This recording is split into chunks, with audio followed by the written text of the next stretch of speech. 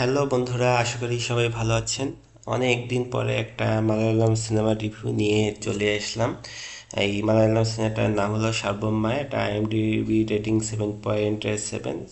2 ঘন্টা 26 মিনিটের দৈর্ঘ্যের একটা হরর কমেডি এবং রোমান্টিক টাইপের সিনেমা। তবে ওই ধরনের ভয় পাওয়ার মতো কোনো হরর না, এটা মূলত রোমান্টিক এবং কমেডি টাইপের সিনেমা।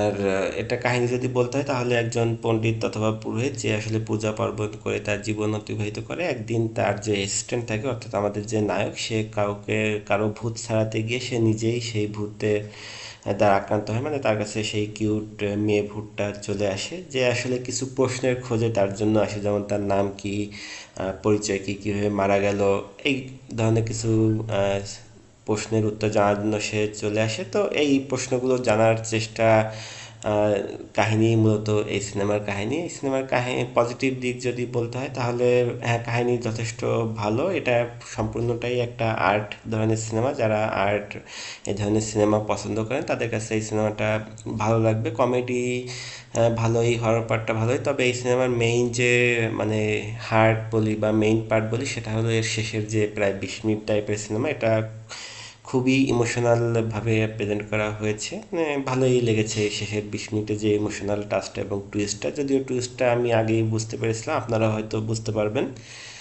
ওভারঅল ভালো ছিল। আর নেগেটিভ পার্ট যদি বলতে হয় তাহলে আসলে ওরকমভাবে কোনো নেগেটিভ পার্ট নেই। একটু সোলো মনে হয়েছে আর কি, খুব বেশি এঙ্গেজিং যে মনে হয়েছে এরকম না, আর খুব বেশি কমেডিও না।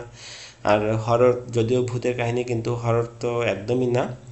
তবে যারা আর্ট ফিল্ম পছন্দ করেন তারা উপভোগ করবেন এবং ফ্যামিলির সাথেও এটা ইজিলি দেখতে পারবেন আপনারা। তবে সব মিলিয়ে যদি আমি বলি, আমি এই সিনেমাকে 10-এর মধ্যে 7 দিব। আপনারা যদি কেউ দেখে থাকেন তাহলে আপনাদের কেমন লেগেছে সেটা অবশ্যই জানাতে ভুলবেন না। আর আমার চ্যানেলে নতুন হলে আপনারা চ্যানেলটিকে সাবস্ক্রাইব করবেন, লাইক কমেন্ট করার জন্য অনুরোধ রইল।